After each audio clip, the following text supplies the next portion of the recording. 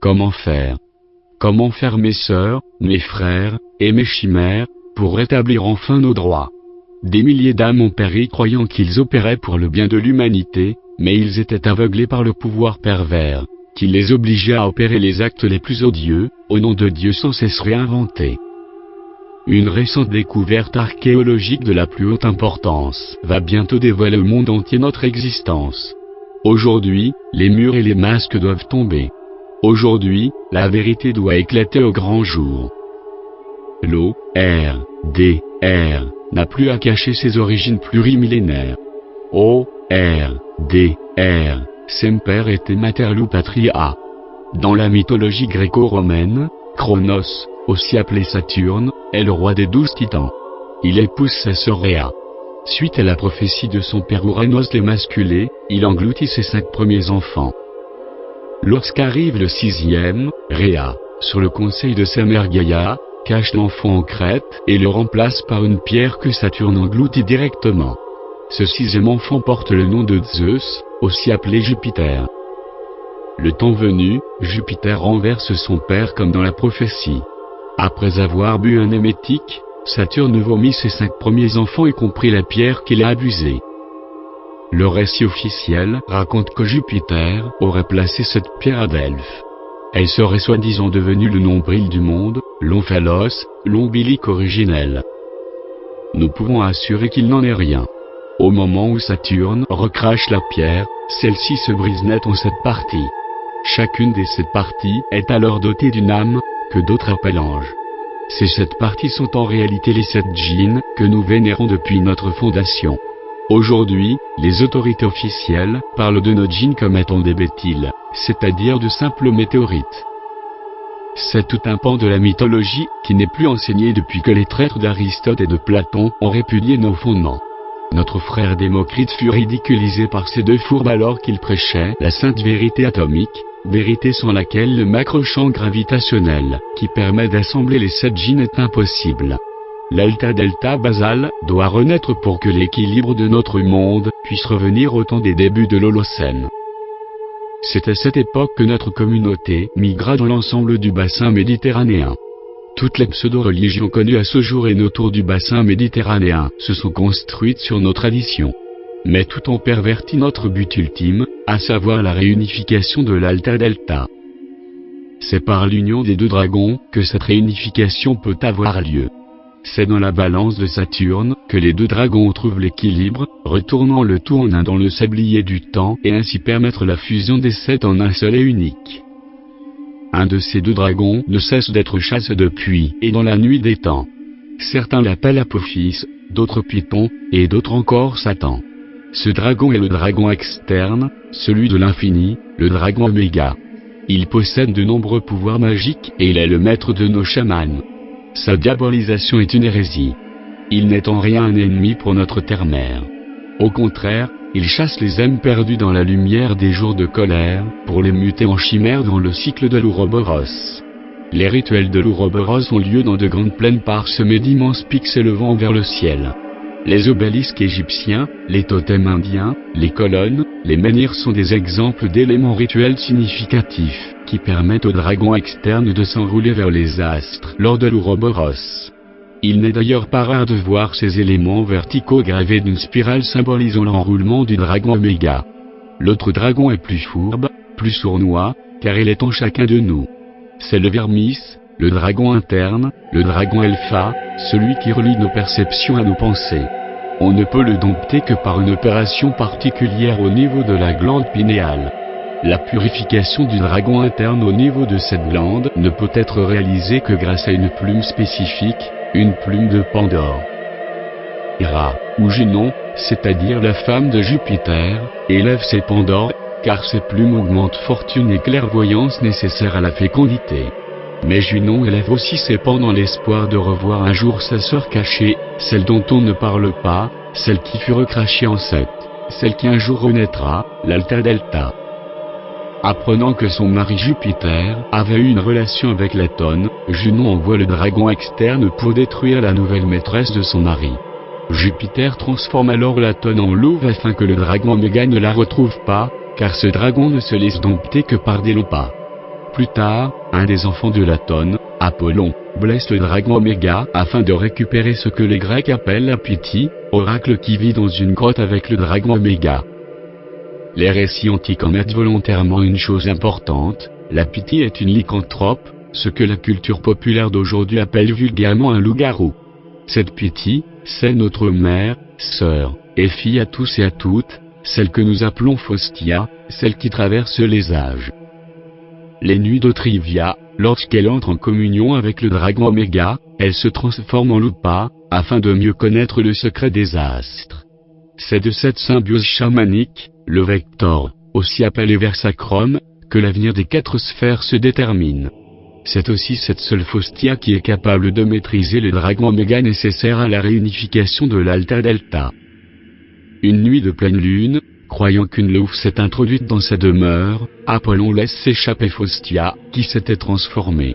L'oracle se retire jusqu'au mont d'Albe au sud de l'actuelle ville de Rome. Elle est recueillie par des familles de bergers, qui, au fil des temps, deviennent les notables de la ville de Rome, les Colonna, les Albani, les Ordini. Nombreuses de ces familles ne cachent aucunement ses affinités avec notre communauté, puisque nos symboles d'appartenance sont clairement exprimés sur leur blason.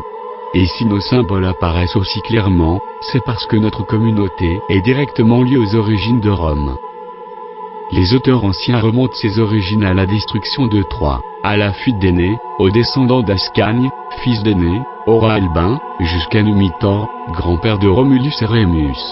La fille de Numitor, Rhea Silvia est, suivant les versions, soit violée par le dieu Mars, soit violée par un phallus géant dans un enclos sacré où coule une eau rouge et ferrugineuse. Le dieu Mars n'est en rien responsable de cet acte. Il remplace un secret moins avouable, tout en servant un discours politique. Le phallus est en réalité le dragon Oméga qui a suivi Faustia jusque dans les monts d'Albe. C'est de la genèse de l'œuf déposé par le dragon dans le ventre de Rhea Silvia que naissent les jumeaux siamois Romulus et Rémus. À leur naissance, les 2 siamois sont placés sur une corbeille que des soldats jettent sur le Tibre. Arrivés au pied du Palatin, ils sont secourus dans la nuit par une louve qui les conduit dans sa grotte. Cette histoire ne vous rappelle rien? Cette louve est évidemment Faustia, notre mère, sœur et fille à tous, la seule capable de dompter les 2 dragons, d'allaiter les 7 djinns primaires et de les faire communier dans la sainte fusion de l'Alta Delta. Les auteurs anciens racontent qu'un berger, du nom de Faustulus, amène les jumeaux siamois à sa femme à Calarantia. Cette femme est une loupa et est soi-disant une courtisane, une prostituée, car loupa en latin désigne la louve, comme la prostituée. Ce récit est faux, Calarantia est en réalité Faustia, la déesse destituée, la déesse voilée, celle que l'on cache et dont on ne parle pas. Faustulus n'est qu'un des noms masculinisés de Faustia. Un des autres noms masculinisés de Faustia étant le célèbre alchimiste Faust, personnage intronisé par notre frère Goethe, qui rejoint notre communauté lors de son passage à Rome en 1786. Romulus devient un de nos plus puissants chamans. Il se sépare de son siamois Rémus, en usant de la faux de Saturne, lors du rituel du Pomerium, rituel consistant à la mise bas magique de notre communauté. Selon certains textes, un temple est construit au-dessus de la grotte où Faustia vit accompagnée du dragon Oméga. Cette grotte est connue comme étant la grotte des Lupercales. Sous le nom des frères Arval, ou des frères Luperques, nous organisons de nombreuses festivités, car il faut sacrifier énormément d'animaux, pour nourrir le dragon Oméga. Afin de cacher ce dernier, nous couvrons toutes les rivières de Rome excepté le Tibre. Ce que l'on appelle le Cloaca Maxima, devient le refuge du dragon Oméga. Jusqu'à l'Empire, Faustia est adorée et adulée, mais un culte égyptien, celui d'Isis, perturbe notre communauté. Le culte d'Isis est une émanation de notre communauté, mais un schisme profond nous a séparés. Par l'arrogance des pharaons, qui ne s'intéressent plus qu'au dragon Alpha, Faustia devient Isis et ils inventent un dieu à tête de loup du nom d'Anubis, qui prend la place de Faustia devant la balance de Saturne. Notre communauté s'insurge de l'arrivée de cette hérésie dans notre cité Crozet, et un de nos frères jette dans le Tibre une statue blasphématoire. Malgré des luttes intestines, le concept d'Isis remplace la véracité de notre déesse Faustia, notre mère, sœur et fille à tous. Notre temple tombe alors en ruine, et nous devons nous cacher, car nous sommes sans cesse persécutés par ceux qui suivent les pensées erratiques de Platon et d'Aristote. Afin que le dragon Oméga et Faustia s'enroulent vers les astres, de nombreux membres de notre communauté dressent des obélisques dans la ville de Rome. L'envol astral vers Pluton provoque d'ailleurs la chute de l'Empire romain. L'histoire officielle parle d'une succession d'invasions barbares et de tremblements de terre, mais nous savons qu'il n'en est rien. Depuis, chacun des membres de notre communauté exerce nos pratiques de manière secrète et confinée en attendant le retour cosmique du dragon Oméga chevauché par Faustia. Nombre d'entre nous œuvrent depuis des siècles à créer le macrochamp gravitationnel activant la communion des deux dragons autour des 7 djinns. Notre frère Enrico Fermi a notamment inventé un outil alchimique, basé sur nos rites ancestraux, capable de déterminer l'avenir de notre communauté. Mais aujourd'hui, mes frères, mes sœurs et mes chimères, aujourd'hui est un grand jour. Des archéologues de l'université de la Sapienza viennent de retrouver notre temple sacré au sud du Palatin sur une colline portant le nom de Germalus. La découverte de ce temple corrobore notre discours de toujours. Le plan triangulaire ne laisse pas l'ombre d'un doute sur ses origines. Les travaux des universitaires montrent que notre temple a été détruit de l'intérieur et que ses débris ont été projetés jusqu'au Colisée.